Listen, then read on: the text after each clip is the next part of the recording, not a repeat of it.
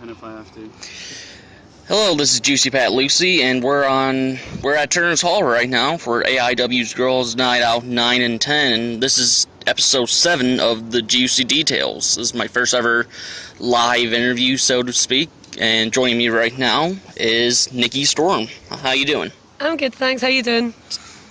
Very good. So, this is your first time in the United States, right? For wrestling, yeah. I was in America a few years ago. It was a university program, and it was working in a summer camp in Massachusetts. But it was completely crap and boring and not good. So I left early and it wasn't great. But yes, this is the first time wrestling related. So yeah. So yeah, you've been here for a couple weeks. Wrestling on a few shows. Shine was one of them. Vow last night in Pittsburgh, PA. And so, what's your experience been like in the United States for the past couple weeks? Oh, it's been really fun. Shine was really good. Me and Mia really tore it up. We had a really good match. I was happy with it. And the locker room was really nice and welcoming. Then we did the Slamming Ladies on Saturday, and then I just chilled out in Tampa for a while. And then just doing some training and stuff, and then I left for Philadelphia on Friday night, and then so then we did the Pittsburgh show last night, which was VOW, and then today we're here for AIW in Ohio. Do you have a favorite city right now so far that you visited? Tampa kind of feels like I'm on vacation, whereas Philadelphia kind of reminds me of Glasgow back at home. So I quite like Philly so far, but Tampa's awesome as well. Tampa's hilarious.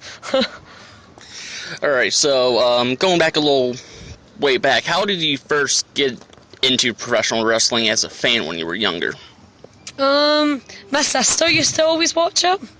And I always used to tease her for watching it, being like, "What you doing? You're mad lassie." But then she ended up putting on one night when we were this was when wrestling was still on Channel 4 in the UK, and it was a fully loaded 2000. So she put it on, and the first match was Trish Stratus and TNA versus the Hardy Boys and Lita. And that was the first time I'd ever seen intergender. I was like, oh my god, what are these girls doing? It was really fun. So that kind of got me hooked on it. And then I just always watched wrestling since I was 10. So when I was 18, I just decided to try it, and it turned out I was okay at it. So it was good. So you were 18 when you went into training. Can you talk a little bit about that, training for the first time? Yeah, I still train at the same school. I've never it's a school in Glasgow. It's called the Scottish Wrestling Alliance Source Wrestling School, and I started there in February 2008. And I still train there. It's a really good school. It's run by Damien O'Connor, and he runs it. He's run Mikey Whiplash and Robbie Brookside and Prince Fergal Devitt, and Johnny Kidd, and so it's been amazing because our training has been so diverse. We actually had Super Crazy in a few weeks ago, so we got to do some lucha style. So the wrestling school, we learn all different styles. We really focus on the British style, which you can see in my kind of wrestling. But yeah, I started there at 18. I remember the first training session. I kind of knew within the first 5 minutes. I was like, oh, okay, I'm okay at this. And I just it was never going to be a maybe thing for me. I kind of knew right away it was what I wanted to do. Do you have any influences when you were first starting, or do you have any influences right now in your career? I don't know, I always try and be unique. I think I like taking little things from people, but then putting my own twist on it. I really like watching a lot of the World of Sport guys, like Johnny Saint, Robbie Brookside, Johnny Kidd, and I like taking little things I see from but I like to be original. I like to try and come up with my own ideas, and I still try and really play to that British style, because I think it's I'm from Britain and I love the British style, and it's so different, and I do think people should try and keep doing it. And I'm kind of worried it'll some people don't really do it in Britain, and it's for me it's good because I want to do it, so it makes me stand out. Let's see, I always really I really admired Trish Stratus, and just because the way she came in, and then she just got better over the years. And I think if you push yourself like that, and it shows that if you work hard, you're going to be you're going to be really good. I always really liked Molly Holly. Like, I loved the fact her fundamentals were always solid, and I think if you can't do the fundamentals, you've got no business doing anything else. So I love the fact her fundamentals were so solid and so like strong. So that really influenced me as well, just to make sure everything was solid, even just the basic things. Mickey James as well, but Natalia, like Lita, like all they all like inspired me. But as I said, I think you always want to try and be unique and be original. Don't try and copy someone else. But yeah, a lot of the British guys definitely influenced me. Like, Alright, well, so someone like me who doesn't know much about the European indie wrestling scene, can you talk a little bit about that and what's so unique about it and something that most Americans probably don't know about it from your experience? I might be like, I don't know, like I think like European wrestling is a lot of it's like quite similar to American wrestling. Like I think some of the European countries, I don't think they seem to like really like know like the British style. The British style is just really distinctive, and it's very like it tends to be very technical, and it's, and I like it though, because when I wrestled in like Japan, it was like it's really nice to see the way Japan compares to Britain, and now it's really nice to see the way America compares to Japan and also Britain now. But the European scene, it's got like, I think it really stands out, the women's division in Europe. You've got so many amazing girls. Like there's just coming out of Scotland, you've got like you've got Viper, you have Carmel Jacobs, you have Kaylee Ray. We also have like Fiona Fraser, Bette Noir, Sarah, and we've got Sammy Jane coming through, and it's like that's just, and Kirsty Love as well. That's just Scotland. And that's like 8 or 9 really strong girls that all do their own little thing, they all do their own individual thing, and we all stand out in our own way. So that's just Scotland. So for me, I think like the Scottish women's wrestling scene, that's on fire right now. And then you've got Bellatrix, like Sweet Soraya's promotion. And that's done a lot of amazing things too. So it's like, I just think it's a great place to be. And like when I first broke into the business 5.5 years ago, there wasn't really any women apart from Sweet Soraya and Jetta. Those were the only women that were really kicking around. For me, the British scene has got so many good girls, Erin Angel, Rhea O'Reilly, and there's so many like amazing British girls and European girls, and I think that's what really stands out. I just noticed I need to shave my legs. They're so stubbly. Sorry. I'm wearing shorts right now. I was wearing jeans, and then like me and Jenny Rose like walked out in the ring, and I didn't really take into consideration working out in jeans, so I got really sweaty, so I changed into shorts. But I don't know, my legs are kind of hairy. Maybe I shouldn't have. Well, that's definitely a juicy detail for this podcast. Nikki Storm needs to shave her legs. I shaved them like yesterday though, so I don't understand why they're growing in again. Like, I've got like really weird hairy legs. I don't know. Okay, so you just mentioned working in Japan. Yeah. What was that like, working in Japan for the first time? It's probably helped me grow the most so far from being a person and a wrestler. It was like scary. It was like hard because I went there myself. In Japan's like obviously hot. Like in America at least you guys like speak English, whereas I didn't know I didn't know Japanese.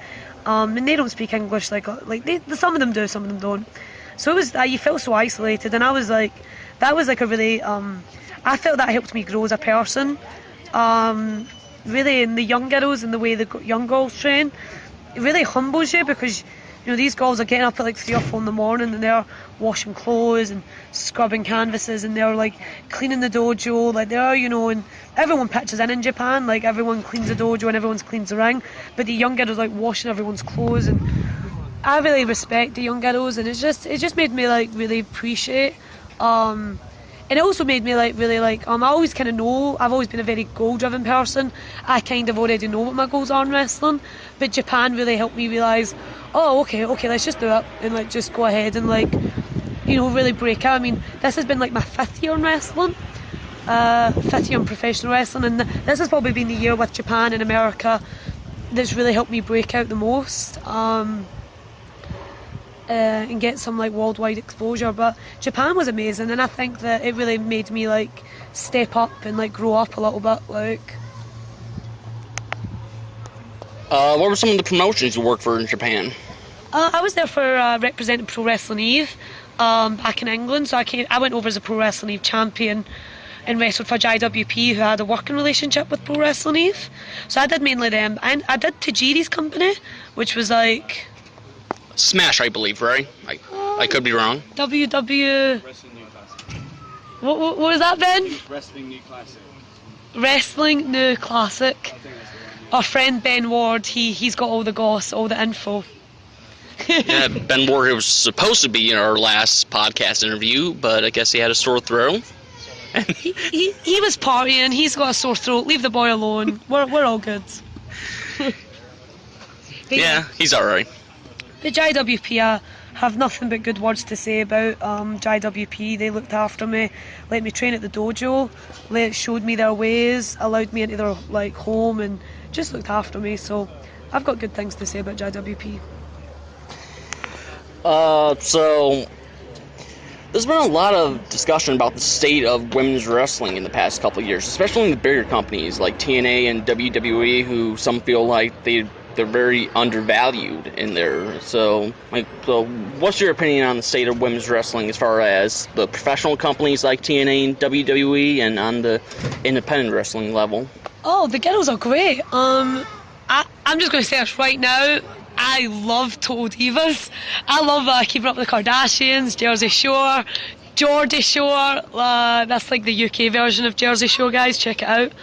And you know, Geordie Shore. Sorry.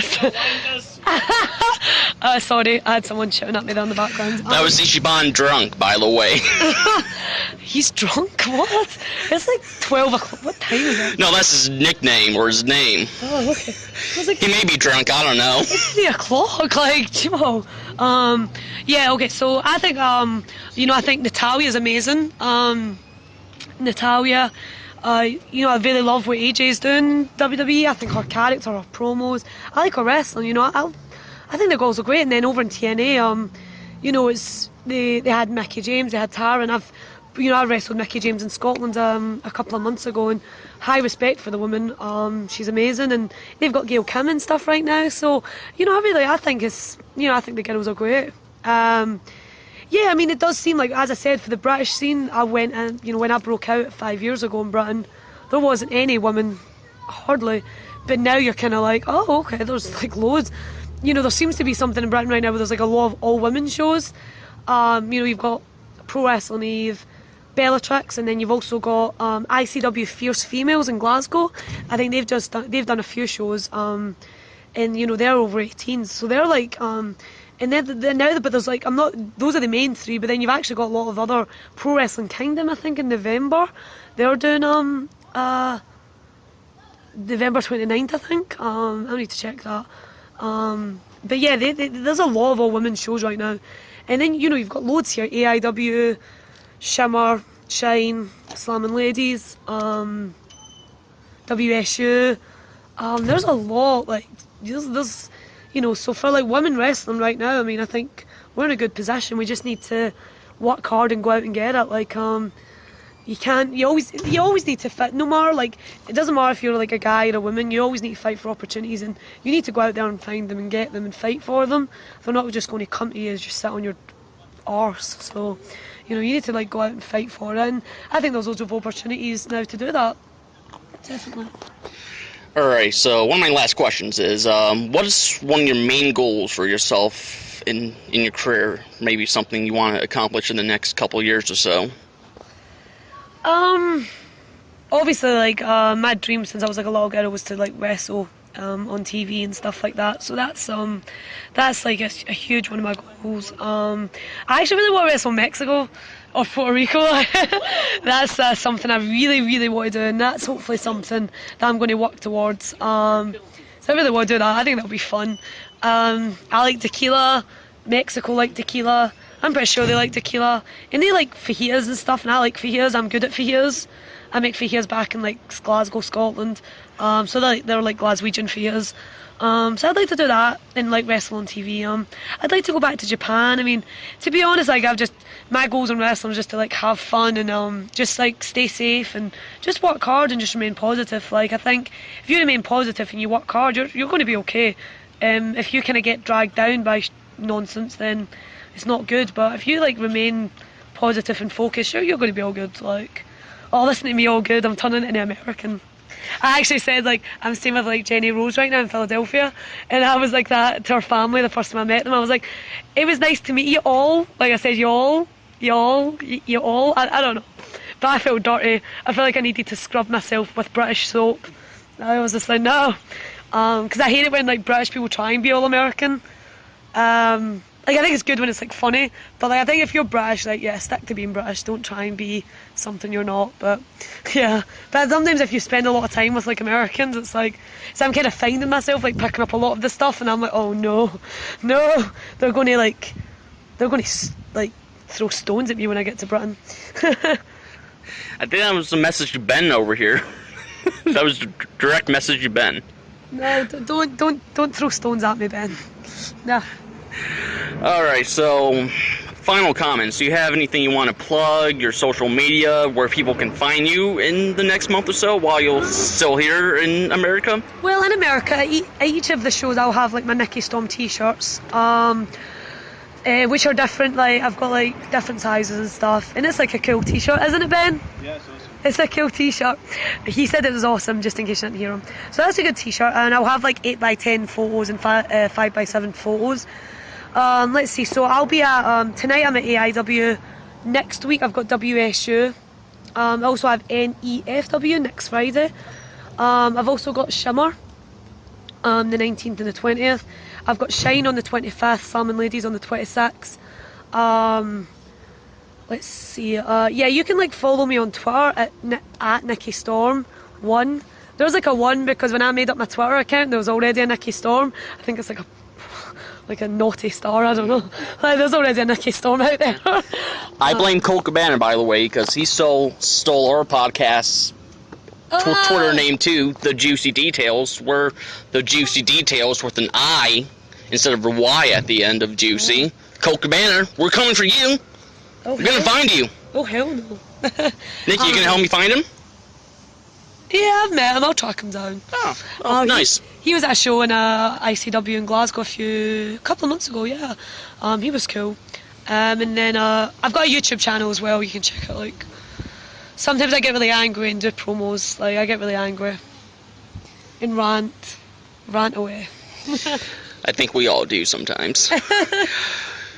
So, any final comments you want to say? I like Slurpees. That's a good way to the end of the show. So, for Nikki Storm, I am Juicy Pat Lucy. Thank you for listening to The Juicy Details. See you next time.